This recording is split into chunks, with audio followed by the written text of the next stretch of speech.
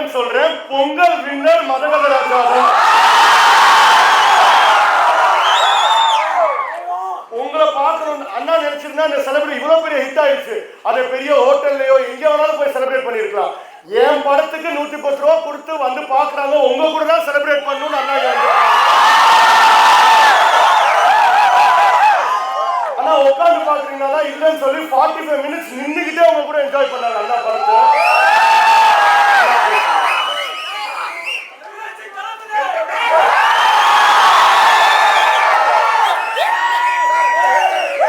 வந்திருக்கிற அத்தனை தெய்வங்களுக்கும்